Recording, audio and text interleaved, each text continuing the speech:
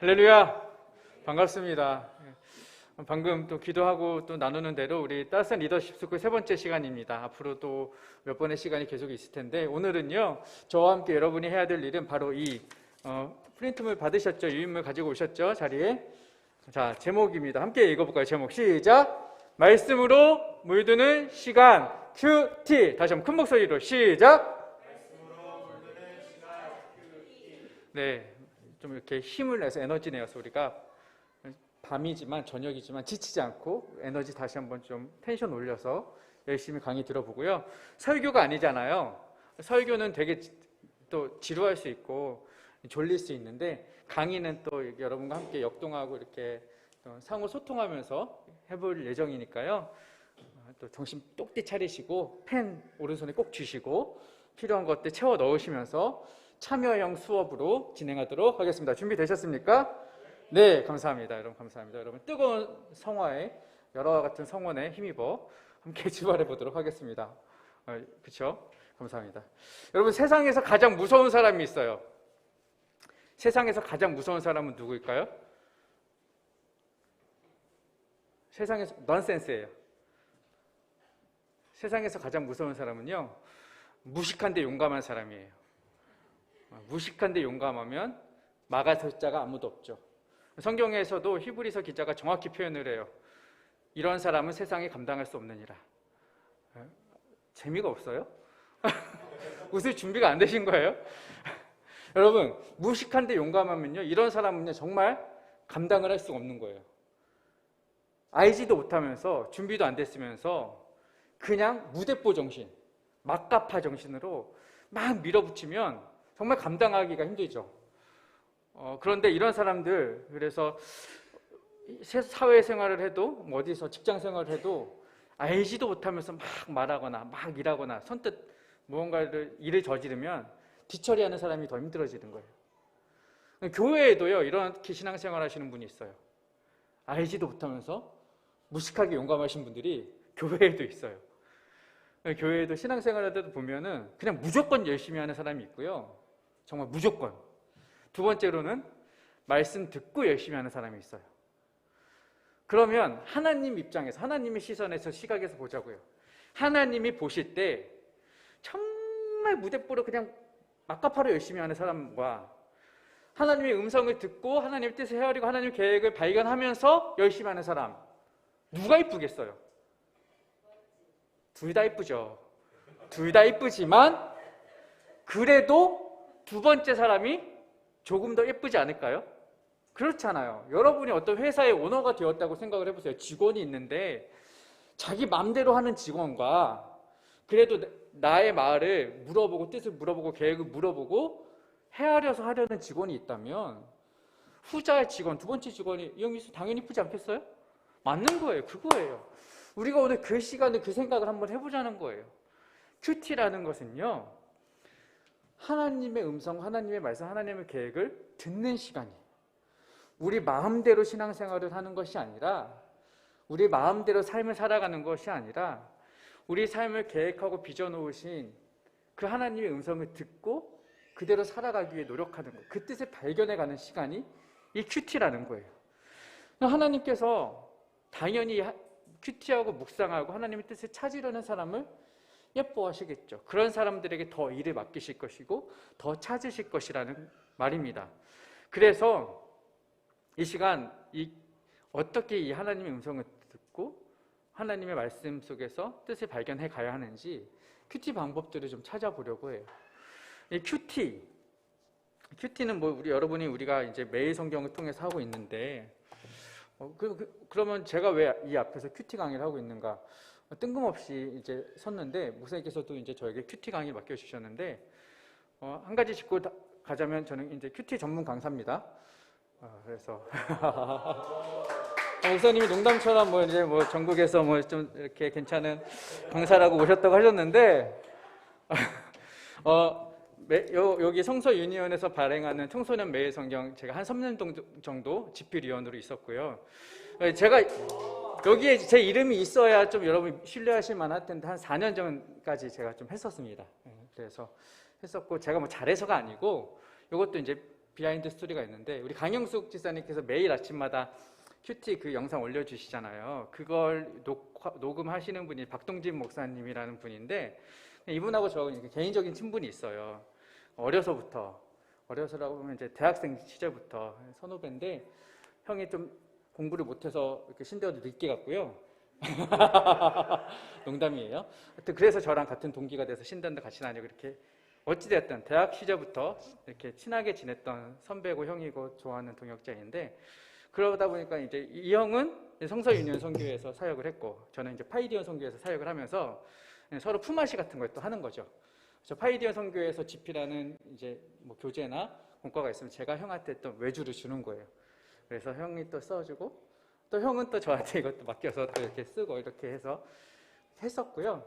또 재밌는 기억은 형이 쓴 글이 마음에 안 들어갖고 이것 좀 수정해 주세요 했더니, 야 그건 네가 알아서 해야지 왜 나한테 이렇게 수정까지 하라 그러냐 그래갖고 좀 제가 티격태격 되다가, 형이 좀 마음에 앙금이 있었는지 나중에 제가 또 큐티 써서 보니까 형이 또 한 번 저한테 뭐라고 하더라고요. 야 네 이거 마음에 안 든다, 독자들이 뭐라고 하더라, 똑바로 써라 막 이래가지고 이렇게 서로 또 이렇게 그랬었던 적이 있는데, 사이좋게 잘 지내고 있어요. 지금 안 본 지 몇 년 됐지만 이렇게 해서 그런 연유로 큐티에 저도 이제 발을 디디게 되었고, 큐티 집필하고 연구하고 하면서 나름 제가 정리했던 큐티 방법들 한번 좀 여러분과 나눠보려고 합니다. 준비되셨습니까?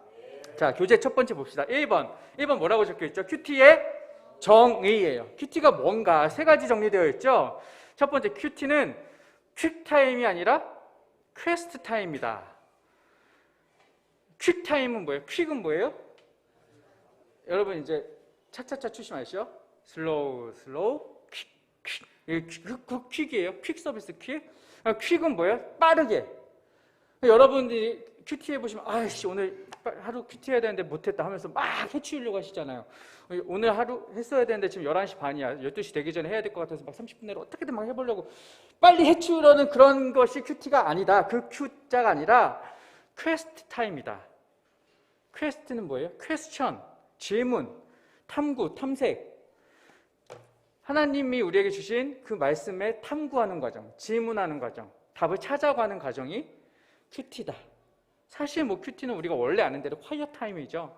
묵상하는 조용한 시간이지만, 이렇게 또 그 안에서 퀘스트 타임이라는 것을 여러분이 기억하시면서 우리 말씀 속에 주신 하나님의 말씀을 탐구해서 답을 찾아가는 과정이 큐티다. 대충 빨리빨리 해버리려는 그러한 도둑놈 심보 버리시고 천천히 탐구하면 답을 찾아가시는 여러분 되시기 바랍니다. 두 번째, 큐티는 말씀으로 빈칸 있죠? 점치는 시간이 맞다 아니다? 아니다. 그리고 말씀으로 뭐 하는 시간일까요? 물드는 시간입니다. 물드는 시간. 물들어 가는 시간이 큐티다. 여러분 말씀 속에 물드시길 축복합니다.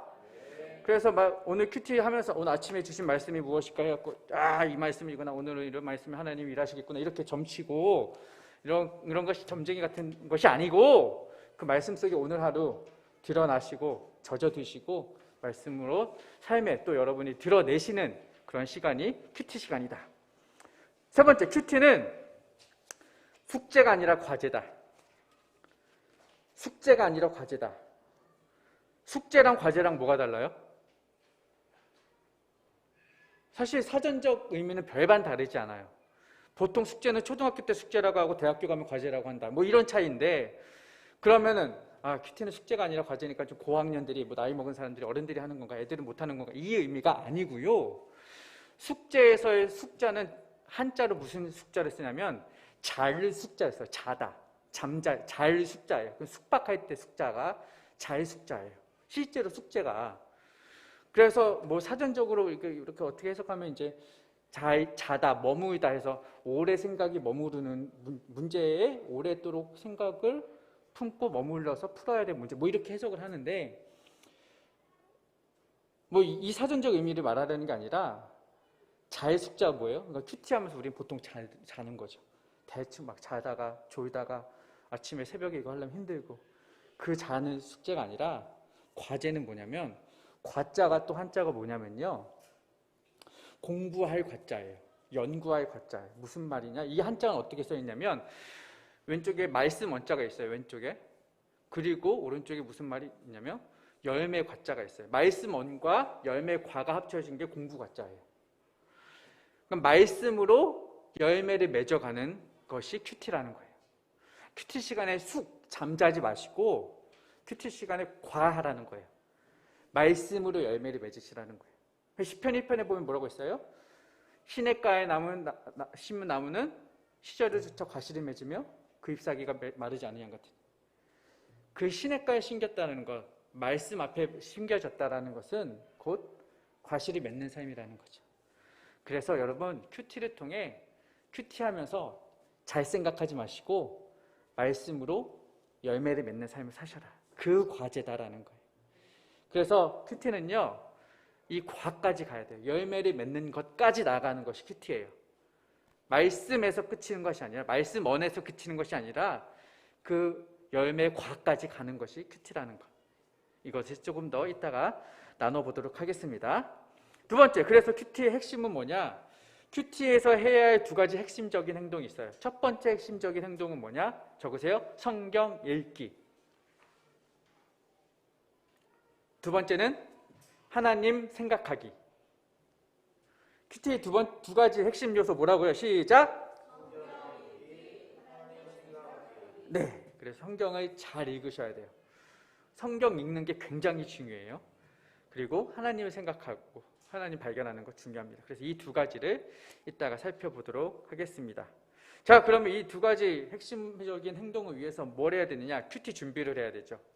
세 번째, 큐티 준비할 때요, 여러분 시간과 장소를 정하라. 제가 적어놨잖아요. 이게 너무나 중요해요.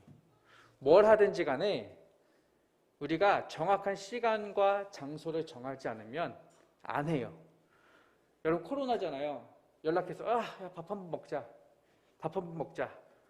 밥 한번 드셨어요? 안 해요. 친구 오랜만에 야 진짜 오랜만이다. 반갑다. 밥 한번 먹자. 안 먹어요. 왜? 시간과 장소를 안 정하니까. 그러니까 어떻게든 밥 얻어먹고 싶으시면 밥 한번 먹자 했을 때 시간과 장소를 냅다 정해버리셔야 그 얻어 드실 수 있는 거예요. 큐티 마찬가지예요. 큐티 해야지. 큐티 해야지. 절대 안 해요. 시간과 장소를 정하십시오. 정하십시오. 지금 정하세요. 빨리 쓰세요. 시간, 장소, 제 핑크 넣어놨는데 여러분 하시는 시간과 장소 괜찮고요. 필요한 시간과 장소, 내가 가장 잘할 수 있는 시간과 장소를 꼭 정해서 하세요. 오늘, 내일, 그때, 저때 막 되는 대로 하지 마시고 여러분 삶의 우선순위로 정하셔서 가장 먼저 중요한 시간에 큐티를 하시기를 축복합니다. 자, 시간과 장소 정하시고 시간 많이 드니까 저에게 주어진 시간이 많지 않아요. 그래서 오늘 제가 4페이지 정도 준비했는데 하다가 시간 되면 자를게요. 여러분 또 알아서 나머지 기도하시면 답이 나올 것 같고요. 자, 큐티의 단계 있습니다. 읽어볼까요? 시작! 양쪽 기도는 제가 작은 글씨로 썼고 가운데 3개만 좀 진한 글씨, 큰 글씨로 썼죠. 왼쪽 양쪽에 있는 기도는 기본입니다. 기본이고요. 가운데 있는 관찰 해석 적용이 기본적인 큐티의 단계인데요. 순서는 몇 가지가 추가될 수도 있어요. 그러니까 어떤 누구에 따라서 누가 큐티를 인도하느냐, 강의하느냐, 지도하느냐에 따라서 큐티 방법이 좀 다를 수 있고, 이영미 집사님 예전 대학 시절 귀납적 성경 연구도 하셨다고 했죠. 네, 그런 식으로 큐티가 갈 수도 있는 거예요. 네, 그런 방법도 괜찮은데 제가 오늘 제시해드리고 싶은 것은요, 이건 가장 그냥 기본적인 단계, 정말 베이직, 기초. 누구나 이렇게 시작을 하고 여기서 조금 더 할 수도 있고 덜 할 수도 있는, 그렇지만 기본적인 큰 줄기는 같습니다. 그래서 큰 줄기는 같고 용어가 조금 다를 수 있고 이렇게 이상하게 다른데 그런 거 신경 쓰지 마시고 기본적으로 이 3단계를 큐티의 기본으로 삼는다 아시고 오늘 시작해 보도록 하겠습니다. 첫 번째 스텝은 기도 있다고 했죠. 시작과 끝은 기도예요. 그래서 책을 펴자마자 읽지 말고 먼저 뭐 해야 할까요? 기도해야 되죠. 기도. 자, 기도하고 나시면 두 번째 단계는 뭐예요? 관찰입니다. 관찰은 뭐 하는 거냐? 내용을 파악해 보는 거예요. 이 본문이 뭘 말하고 있는가? 관찰, 잘 살펴보는 것인데 소리내어 표시하고 기록하면서 3번 읽으라. 몇 번 읽으라?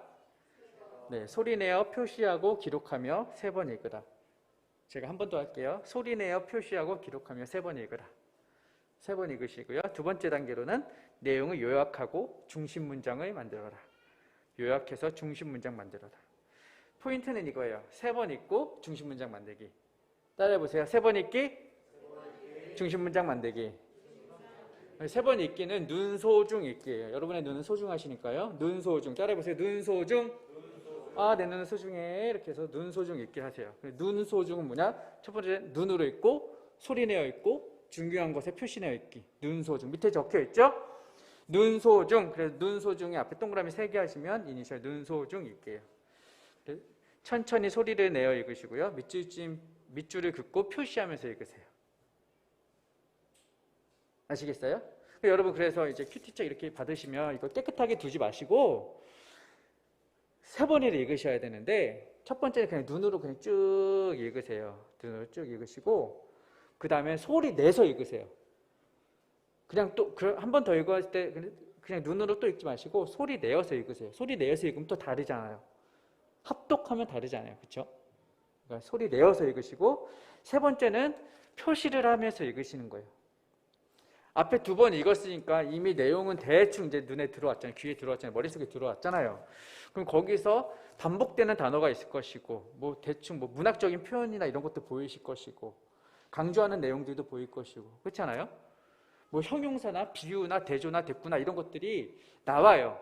그런 것들을 표시해 보시는 거예요. 그래서 표시 예로 제가 좀 써놨는데 여러분이 편하신 방법과 기호를 사용하셔서 표시를 하시는데 저는 예를 들어서 하나님이나 예수님이나 성령님과 관련된 표현이 나오면 중요한 거니까 별표 표시를 해요. 그렇죠? 별표 표시를 하고 그분이 하신 일이 있으면 별표 뒤에 물결을 이렇게 긋는 거예요. 하나님이 하신 일들. 하나님이 하신 일들. 하나님 외에 또 다른 인물들이 나올 수 있잖아요. 사람 이름에는 또 동그라미. 그 사람이 한 일은 하나님이 하신 거는 물결이고 사람이 한 일은 그냥 밑줄. 뭐 이런 식으로 해서 표시를 해보는 거예요. 그리고 뭐 이제 핵심이나 단어나 핵심되는 단어나 반복되는 단어, 중요하게 느껴지는 단어들이 있잖아요. 그런 건 뭐 여러분의 표시대로 네모를 표시하든지 삼각형을 표시하든지 마름모를 하시든지 다양한 표시 방법을 사용하셔서 좀 이 본문을요 입체적으로 좀 표시해 주세요. 그러면 그거 다 하고 나시면 나중에 이게 눈에 딱 보여요. 하나님이 별표가 툭툭툭 눈에 들어오고 동그라미가 툭툭툭 들어오고 하나님 뭐 하실지 물결만 찾으면 되잖아요. 그런 것들을 표시하시라고요. 자, 여러분 이거 3번 읽는데 그래서 이게 퀵타임이 아니에요. 퀵 해버리면은 한 번 읽고 쓱 여러분 묵상하고 끝 기도 제목 쓰고 할렐루야 나 오늘 큐티했어 이거 하시잖아요. 이거 5분이면 끝나는데 이렇게 해서는 큐티 아니고요. 3번을 이렇게 읽으시면 이것만 해도 15분 20분 걸려요. 근데 이렇게 하셔야 큐티가 되는 거예요. 이렇게 하실 수 있으시겠어요? 네, 이게 첫 번째 읽기 단계예요. 읽고 나서 두 번째 중심 문장 만들라고 말씀드렸어요. 중심 문장 찾기가 밑에 있죠. 눈소중 읽고 나면은 중심 문장을 찾아야 돼요. 이 중심 문장 찾기는 제가 큐티 할 때뿐만 아니라 제가 설교할 때, 즉 메인 아이디어, 중심 문장은 메인 아이디어인데 이 본문에서 내가 설교하려고 하는 이 본문에서 혹은 내가 큐티하려고 하는 이 본문에서 정말 말하고자 하는 내용이 뭔가 수많은 내용들이 막 있잖아요. 그걸 깔때기에 넣고 쪼리고 하나로 쪼려내면 여기서 말하고자 하는 한 문장이 무엇인가 이걸 파악해내는 것이 중요해요. 그러니까 설교를 해도 뭐 30분 40분 설교를 하는데 설교가 끝났을 때 성도님들 머릿속에 그래서 오늘 목사님이 하려는 설교가 이거구나 한 문장이 남아야 될 거 아니에요. 이걸 파악을 해야 내가 설교를 하면서도 여러분에게 이 핵심 깔때기를 쪼려서 전달할 수가 있는 것이에요. 근데 여러분이 직접 말씀 묵상하실 때도 그런 원리로 하시라고요. 오늘 뭐 이 내용도 있고 저 내용도 있고 별 내용 다 있잖아요. 큐티 이렇게 본문 하나 읽다 보면 10절, 20절, 오늘 본문 보니까 18절이에요. 41절부터 59절까지. 그러면 거기서 뭘 말하려고 하는지 다 기억하실 거예요? 못해요. 우리는 망각의 동물이에요. 우리가 수많은 정보예요. 정보의 홍수 시대예요. 정보의 과잉 정보화 시대예요. 너무나 많아. 그거 다 기억하실 거예요? 오늘 큐티고 내일 큐티고 모레 큐티고 건데 하나만 기억하시라고요. 그래서 중심 문장이 필요해요. 하루에 한 구절만 기억하셔도 된다. 그러면 이 중심 문장을 어떻게 만드냐? 어떻게 찾느냐? 세 가지 단계입니다. 첫 번째, 드러난 대답을 찾으시고, 두 번째, 깔린 질문을 찾으시고, 드러난 대답과 깔린 질문을 더하시면 중심 문장이 나와요. 자, 그러면 드러난 대답은 뭐냐? 본문 속에 답이 있어요. 본문이 딱 말하는 바가 드러난 대답이에요. 답은 드러나 있다는 거예요. 본문에 나타난 답. 두 번째, 깔린 질문이 있다는 거예요. 그 드러난 답 밑에, 저변에 그 수표면 밑에 숨겨져 있는, 깔려있는 질문이 있다는 거죠. 그것은 본문에서 나타날 수도 있지만 그것은 보통 그 상황 뒤에 숨어 있어요. 이 본문이 나오게 된 배경, 예수님이 이런 말씀을 하시게 된 이유, 그것은 깔려 있다는 거죠. 숨어 있다는 거예요. 그 질문을 찾아내셔야 돼요. 그러니까 왜 예수님이 삭개오를 찾아가셨는가? 삭개오를 찾아가신 사건은 분명하게 드러나 있는데 왜 찾아가셨고 그걸 어떻게 하셨는지에 대한 그 질문은 밑에서 우리가 찾아내야 한다는 거죠. 왜 예수님이 우리에게 이웃을 사랑하라고 말씀하셨고, 이웃을 사랑하라, 내 이웃을 내 몸같이 사랑하라, 이거는 드러난 대답이에요. 본문에 있잖아, 말하고 있잖아요. 왜 그렇게 말씀하셨는가를 찾아내야 되겠죠. 왜 그렇게 해서 보통 우리가 예상할 수 있겠죠. 이웃을 사랑하지 않으니까, 자기만 생각하니까, 제자들이 예수님 가실 때 우리도 한 자리 하겠습니다, 이런 서로 간의 알력 다툼과 자기 이기적인 마음들이 있으니까 그런 것들이 이제 깔려있는 질문들이겠죠. 자, 한번 해보자고요. 그래서 이걸 한번 제가 해봐야 좀 이해가 되실 것 같아서 오늘 큐티 본문이 뭐냐면, 오늘 매일 성경 본문이 요한복음 6장 41절부터 59절이에요. 기억하세요? 오늘 묵상하신 분도 있으실 테고 안 하신 분도 있으실 테지만 오늘 한번 중심 문장 찾기가 좀 어려우니까 앞에 관찰을 하고 읽기는 좀 해볼 만한데, 중심 문장 찾기 지금 깔린 질문이 드러나는 대답이 뭔지 좀 이해가 안 되실 수 있으니까 본문을 읽어보고 한번 찾아보자고요. 본문 함께 저와 여러분 한 목소리로 합독하겠습니다. 41절부터 59절 본문이 준비되어 있으니까요. 보시면서 읽고 나누겠습니다. 시작. 자기가 하늘에서 내려온 떡이라 하심으로 유대인들이 예수에 대하여 수군거려 이르되 이는 요셉의 아들 예수가 아니냐. 그 부모를 우리가 아는데 자기가 지금 어찌하여 하늘에서 내려왔다 하느냐. 예수께서 대답하여 이르시되 너희는 서로 수군거리지 말라. 나를 보내신 아버지께서 이끌지 아니하시면 아무도 내게 올 수 없으니 오는 그를 내가 마지막 날에 다시 살리리라. 선지자의 글에 그들이 다 하나님의 가르치심을 받으리라 기록되었은즉 아버지께 듣고 배운 사람마다 내게로 오느니라. 이는 아버지를 본 자가 있다는 것이 아니니라. 오직 하나님에게서 온 자만 아버지를 보았느니라. 진실로 진실로 너희에게 이르노니 믿는 자는 영생을 가졌나니 내가 곧 생명의 떡이니라. 너희 조상들은 광야에서 만나를 먹었어도 죽었거니와 이는 하늘에서 내려오는 떡이니 사람으로 하여금 먹고 죽지 아니하게 하는 것이니라. 나는 하늘에서 내려온 살아있는 떡이니 사람이 이 떡을 먹으면 영생하리라. 내가 줄 떡은 곧 세상에. 그러므로 유대인들이 서로 다투어 이르되 이 사람이 어찌 능히 자기 살을 우리에게 주어 먹게 하겠느냐. 예수께서 이르시되 내가 진실로 진실로 너희에게 이르노니 인자의 살을 먹지 아니하고 인자의 피를 마시지 아니하면 너희 속에 생명이 없느니라. 내 살을 먹고 내 피를 마시는 자는 영생을 가졌고 마지막 날에 내가 그를 다시 살리리니 내 살은 참된 양식이요 내 피는 참된 음료로다. 내 살을 먹고 내 피를 마시는 자는 내 안에 거하고 나도 그의 안에 거하나니 살아계신 아버지께서 나를 보내심에 내가 아버지로 사는 것 같이 나를 먹는 그 사람도 나로 말미암아 살리라. 이것은 하늘에서 내려온 떡이니 조상들이 먹고도 죽은 그것과 같지 아니하여 이 떡을 먹는 자는 영원히 살리라. 이 말씀은 예수께서 가버나움 회당에서 가르치실 때 하셨느니라. 아멘. 지금 우리가 소리내어 읽기만 했어요.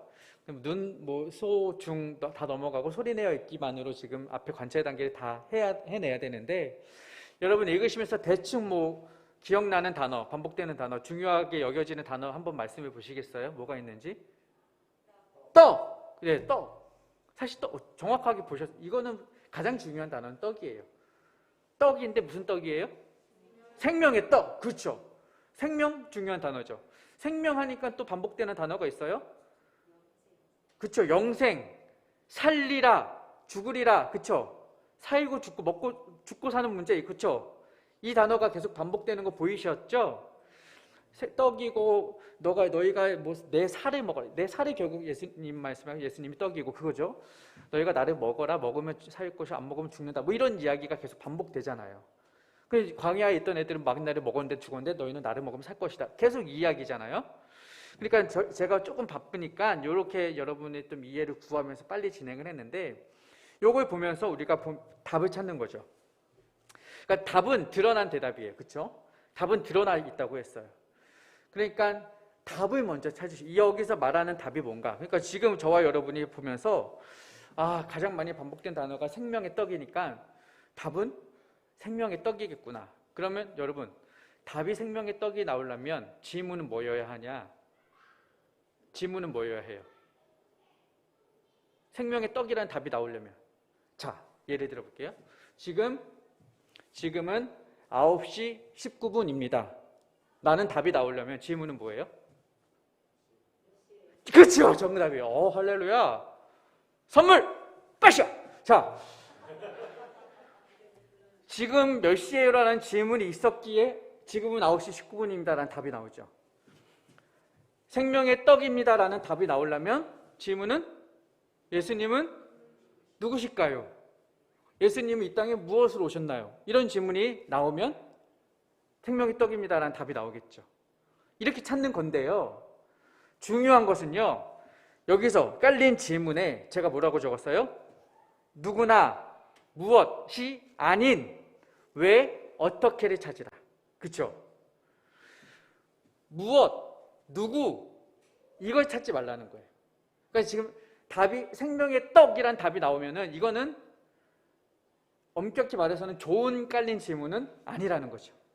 왜나 어떻게가 나와야 된다는 거예요. 그럼 조금 더 생각을 해보자고요.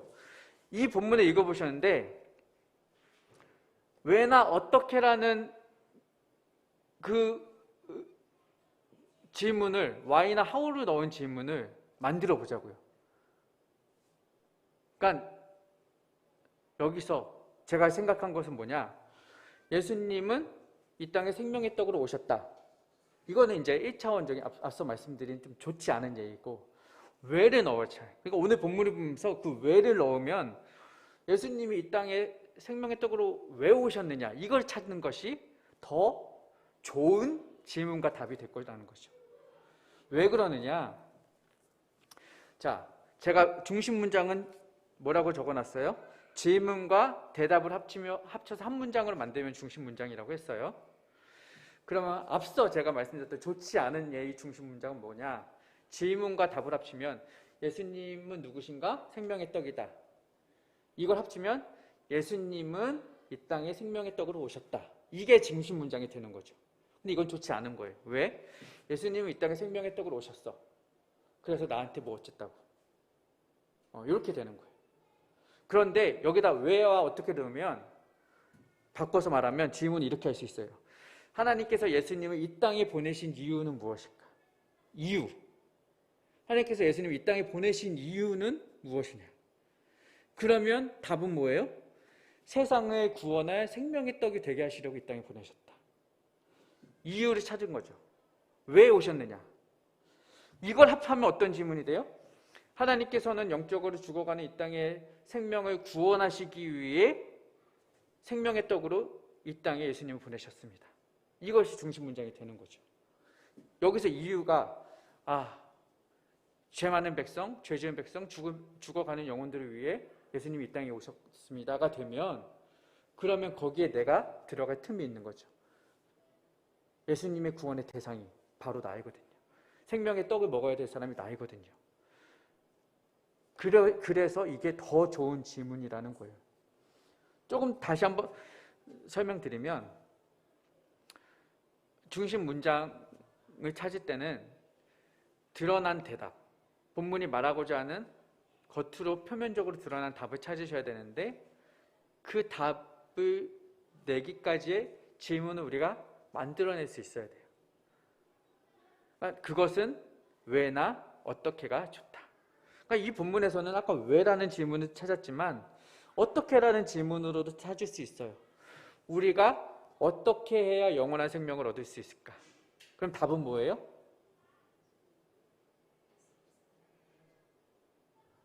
그거 맞는 것 같아요. 우리가 영원한 생명을 얻을 수 있는 방법은 영원한 생명으로 오신, 생명의 떡으로 오신, 영생의 떡으로 오신 예수님을 예수의 피와 살을 먹을 때 가능하다. 요게 본문에서 말하는 바잖아요. 그러니까 이런 식으로. 그러니까 다시 한번 말씀드리면 아까 삭개오도 이야기 말씀드렸는데 삭개오 이야기에서 무엇이나 누구를 찾으면 좋은 질문이 아니라는 거예요. 삭개오 이야기에서 무엇을 찾으면 삭개오가 올라간 나무는 무엇일까요? 뽕나무. 삭개오가 올라간 나무는 뽕나무입니다. 이것이 중심 문장이 될 수는 없잖아요. 삭개오는 누구일까요? 세리장입니다. 삭개오는 세리장입니다. 이것이 중심 문장이 될 수는 없다고. 누구나 무엇은 좋은 중심 문장을 만들 수가 없어요. 여기서 삭개오 이야기에서 중요한 답은 뭐냐? 삭개오 이야기의 답은 예수님을 만난 사람이 어떻게 변화된 삶을 사는가, 이게 답인 거예요. 그러니까 결국 어떤 삶을 살아가는가, 자신의 삶을 회개하고 변화된 삶을 살아간다. 예수님을 만난 사람은 자신의 삶을 회개하고 변화된 삶을 살아간다. 구체적으로는 내가 토색한 것을 4배나 갚아주고 자신의 절반 나눠주고, 이거잖아요. 그러니까 예수님을 만난 사람은 어떤 삶을 살아가는가? 회개하고 변화된 삶을 살아간다. 이것이 중요한 질문이라는 거죠. 이스라엘 백성들이 광야에서 구름기둥과 불기둥으로 하나님께서 인도해 주셨잖아요. 자, 그럼 우리가 질문을 해요. 이스라엘 백성들의 낮에 이스라엘 백성들을 인도해 준 것은 무엇인가요? 불기둥이요. 밤에 인도한 것은 무엇인가요? 구름기둥이요. 이거 무엇이라는 질문은 좀 부족한 질문일 수 있어요. 그러면 여기서 좋은 질문은 뭐냐?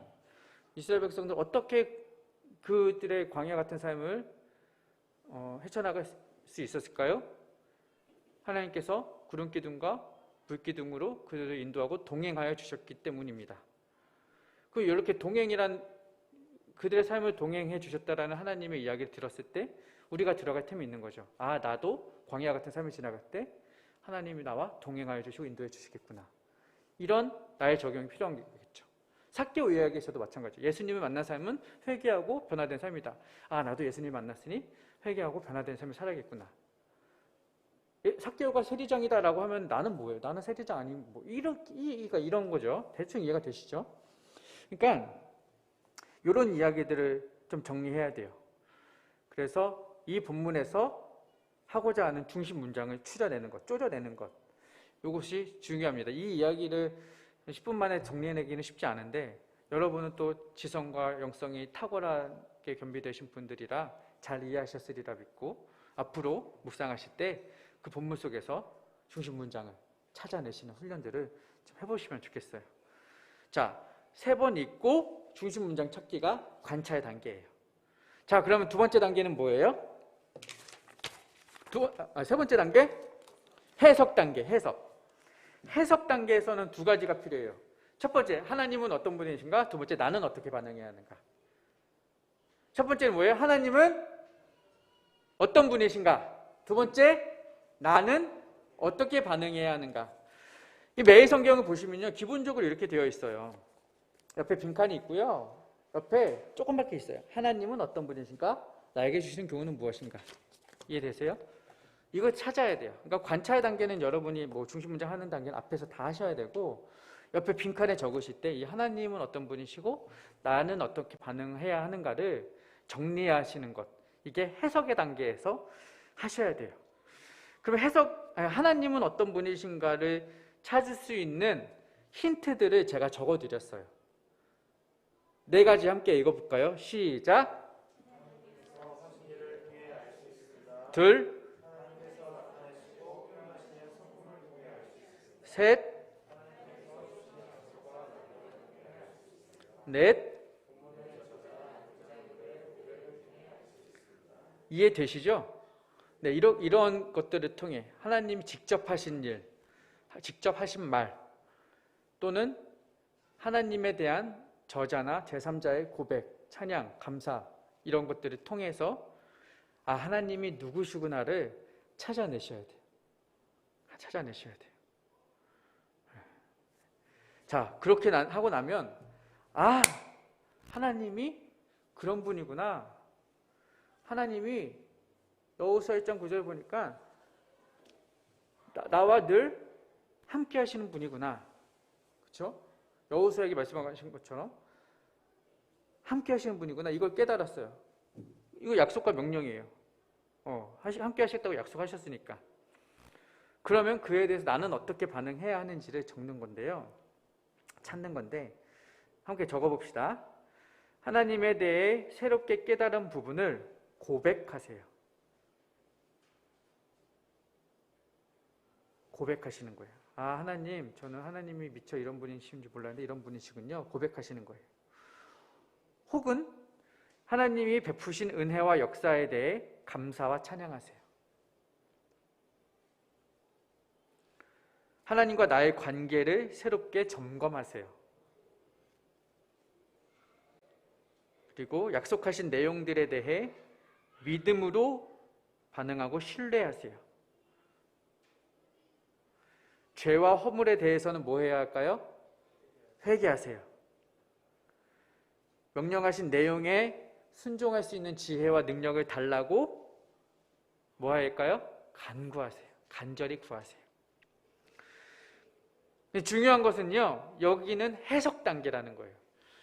해석 단계와 적용 단계, 요 단계와 그 다음 단계, 적용 단계를 조금 헷갈려 하실 수 있는데, 이거는 반응하는 거예요. 반응. 그러니까 하나님에 대해서, 하나님의 위대하심에 대해서, 하나님의 그 놀라우심에 대해서, 하나님을 알게 되신 것에 대해서 나의 반응이에요. 어쩌면 느낌에 더 가깝다고 보시면 돼요. 난 감사함을 느꼈어. 난 회개해야 한다는 걸 느꼈어. 이 정도예요. 그러고 나서는 적용 단계로 가는 거예요. 그래서 그 느낌에 대해서 구체적으로 내가 뭘 해야 될지로 적용을 찾는 거예요. 앞서 말씀드린 단계에서 읽으면서 밑줄도 그었고, 뭐 등장인물이 누군지, 그 관계가 어떻게 되는지, 무슨 반복인지, 핵심 단어가 뭔지 쭉 찾았다고 생각을 해보세요. 묵상은 거기서 끝나서는 안 되고, 그것이 내 삶에 어떻게 적용되어야 하는지로 나가야 된다는 것이죠. 그러니까 설교할 때도, 묵상할 때도 늘 우리가 조심해야 할 것은 단순히 본문을 많이 알고 멋지게 해석하고 숨겨진 뜻을 발견하고 여기서 그쳐서는 안 되고, 그래서 그게 어쨌다고 거기까지 가야 한다는 거예요.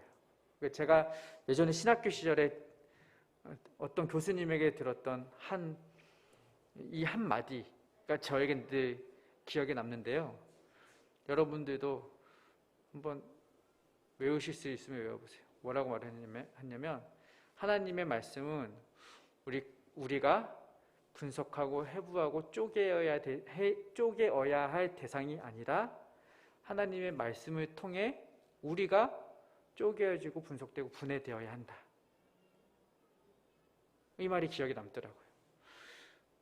그러니까 설교자들, 목사들, 참 교만한 목사들 내가 말씀을 이렇게 멋지게 해석했어. 거기서 그쳐요. 근데 말씀은요, 그 단계가 아니라 그 말씀을 통해 내가 분석돼요. 내가 깨어져야 되고, 내가 쪼개야 되고, 내가 무너져야 되는 거예요. 거기까지 가지 않으면 우리는 부족한 큐티를 하게 되는 것입니다. 그래서 그 하나님의 말씀이 살아있고 활력이 있어 저의 날선 검이잖아요. 그 검으로 여러분의 혼과 영과 관조가 골수가 찔러 쪼개어져야 돼요. 아멘? 그래서 여러분 해석까지 가시면 안 되고 적용까지 가셔야 돼요. 적용. 그래서 네 번째 적용 단계입니다. 3번 빈칸 말씀드릴게요. 하나님에 관한 내용을 중심으로 하나님은 어떤 분이신지를 찾으라. 하나님은 어떤 분이신지를 찾으라. 네모칸. 그리고 발견한 하나님의 모습을 묵상하며 반응하라. 자, 그래서 적용으로 갑니다. 적용하실 때 적용 방법이 있어요. 조지 뮬러의 스페이스 적용법을 찾아왔어요. 가지고 왔어요. 한번 정확히 말씀드리자면 이 모든 내용들은 뭐 제가 다 창작하고 만들어낸 내용이 아니라 큐티에 관련된 교재들, 메시지들을 제가 잘 정리하고 종합한 내용입니다. 이거는 제가 뭐 논문 아니고 그런 거 아니니까 표절심이 없겠죠? 문제 됩니까? 나중에 참고문 필요하시면 밝혀드리겠습니다. 네, 조지 뮬러의 스페이스 적용법 SPAC인데 SPAC 이 5개의 이니셜을 가지고 왔습니다. 그 단어들은 오른쪽 괄호 안에도 넣기도 했는데요. 쉬운 우리말로 제가 읽어드릴게요. 내가 솔직하게 고백하고 과감히 버려야 할 죄. 내가 붙잡고 기억해야 할 구체적인 약속. 내가 마음과 삶 속에서 고쳐야 할 혹은 피해야 할 행동. 내가 순종하고 실행에 옮겨야 할 명령. 내가 본받아야 할 모범.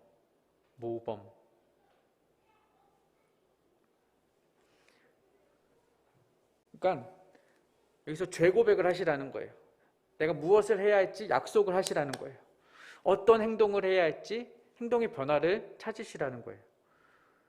하나님께서 나에게 주신 명령이 무엇인지를 수행하시라는 거예요.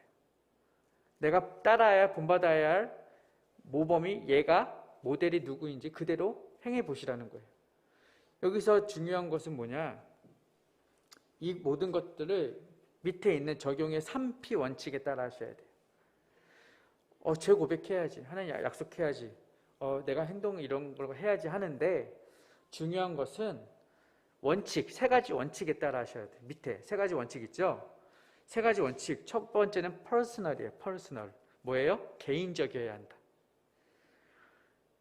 옆에 읽어봅시다.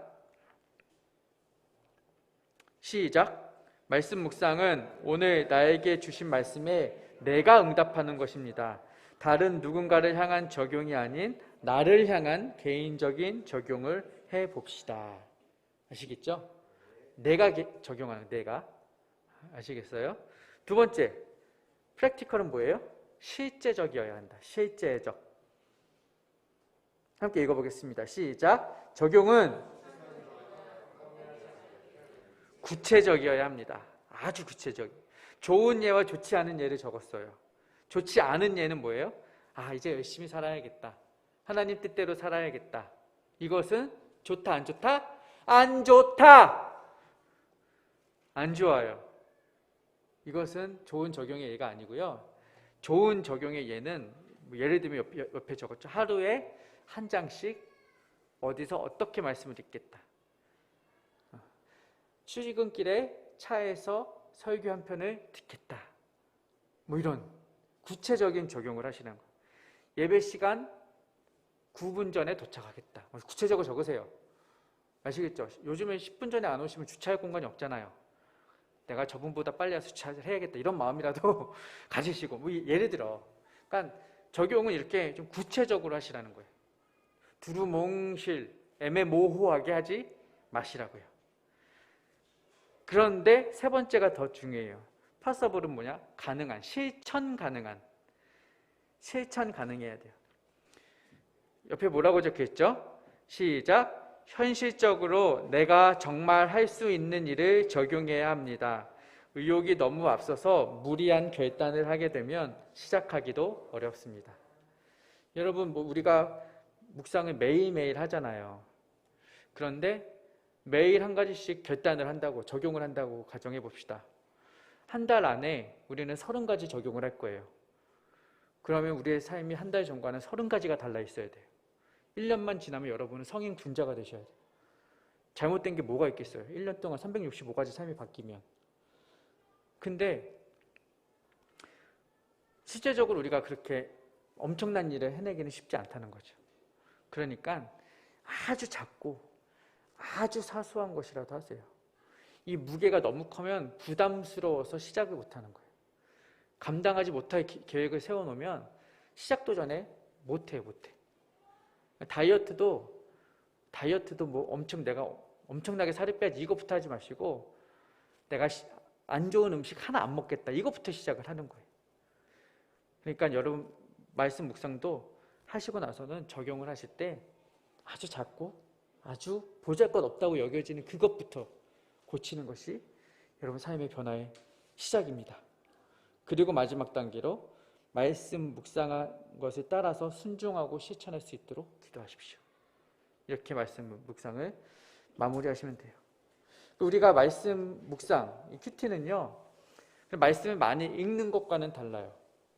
우리가 성경 통독도 하고 하루에 성경 3장 읽기, 그리고 주일날 5장 읽기 하면 1년에 한 번 성경 통독한다고 하잖아요. 성경 통독도 중요해요. 많이 읽는 것도 중요한데요. 많이 읽기만 한다고 해서 우리의 삶이 변하지 않습니다. 머리만 채우는 것으로는 우리 삶의 변화는 일어나지 않아요. 실제적인, 구체적인, 개인적인, 실천 가능한 삶의 변화가 필요하다는 거예요. 그래서 여러분 많이 읽으시는 것도 좋지만 큐티를 또 많이 하시는 것도 좋지만 한 번이라도 제대로 하십시오.